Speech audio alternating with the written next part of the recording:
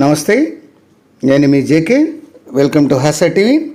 ఆంధ్రప్రదేశ్లో ప్రస్తుతం సోషల్ మీడియాలో నలుగుతున్నటువంటి బాగా చర్చనీయాంశంగా మారినటువంటి highway Hyderabad Vijayawada highway.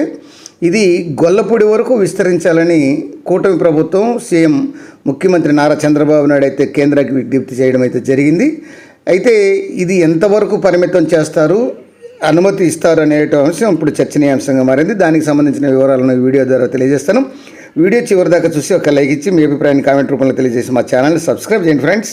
AP తెలంగాణలో అత్యంత రద్దీగా ఉండేటువంటి హైదరాబాదు విజయవాడ జాతీయ రహదారి 65ను గొల్లపూడి వరకు విస్తరించాలని కూటమి ప్రభుత్వం కేంద్రానికి విజ్ఞప్తి చేసింది. ఈ మేరకు ముఖ్యమంత్రి నారా చంద్రబాబు నాయుడు కూడా కేంద్ర పెద్దలకైతే వివరించడం అయితే జరిగింది. ఈ విస్తరణను కంచికచెర్ల వరకే పరిమితం చేయాలని జాతీయ రహదారుల ప్రాధికారిక సంస్థ national highways authorities of India భావిస్తోంది. సలహా సంస్థ రూపొందించినటువంటి ఫ్రీ ఫిజిబిలిటీ రిపోర్టులో అమరావతి ORR వరకు విస్తరించాలని ప్రతిపాదించడంతో ఈ మేరకు NHA పరిశీలిస్తుంది. దీనిపై ముఖ్యమంత్రి చంద్రబాబు నాయుడు కూడా స్పందించారు. గతంలో ఉన్నటువంటి ప్రతిపాదన ప్రకారం గొల్లపూడి వద్ద విజయవాడ బైపాస్ వరకు హైవేను 6 వరుసలుగా విస్తరించాల్సిందేనని కోరుతూ కేంద్ర రవాణా జాతీయ రహదారుల మంత్రి నితిన్ గడ్కరీకి తాజాగా చంద్రబాబు నాయుడు లేఖ రాయడం అయితే జరిగింది. ఈ హైవే హైదరాబాదు విజయవాడ కనెక్టివిటీకి సంబంధించిందని, గొల్లపూడి వరకు విస్తరిస్తేనే ప్రయోజనం ఉంటుందని ఆ లేఖలో పేర్కొన్నారు చంద్రబాబు.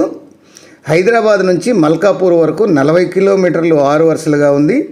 మల్కాపూర్ నుంచి విజయవాడ శివారు గొల్లపూడి వద్ద పశ్చిమ బైపాస్ వరకు 226 కిలోమీటర్లు ఇప్పుడున్నటువంటి 4 వరుసల స్థానంలో 6 వరుసలుగా విస్తరించేలా గతంలోనే ప్రతిపాదన ఉంది.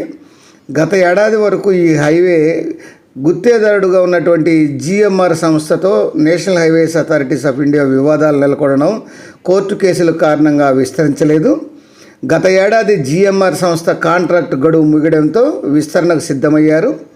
226 కిలోమీటర్లు 6 వరుసలుగా విస్తరించేందుకు 8,000 కోట్లు ఖర్చు అవుతుందని అంచనా వేశారు.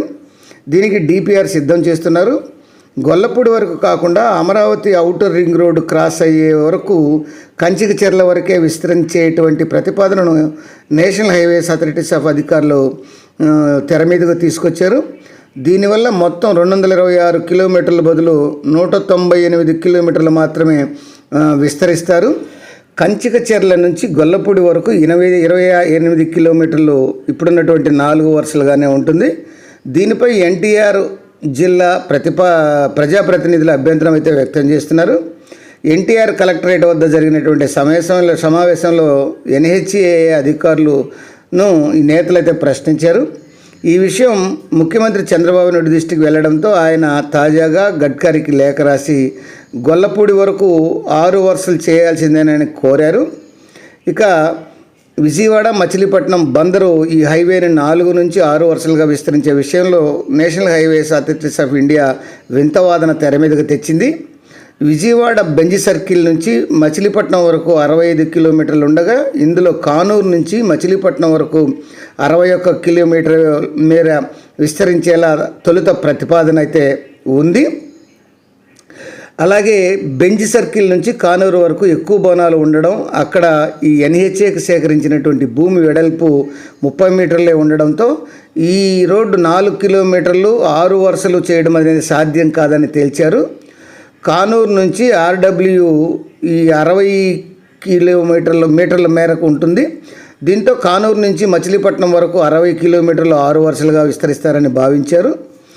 NHA అధికారులు మాత్రం ఈ హైవేపై కంకిపాడు దాటిన తర్వాత నెప్పల్లి సమీపంలో అమరావతి ORR క్రాస్ అవుతుండగా అక్కడి నుంచి మచిలీపట్నం వరకు 46 కిలోమీటర్లు మాత్రమే 6 వరుసలుగా విస్తరించేందుకు DPR తయారు చేయాలని ఆదేశించారు.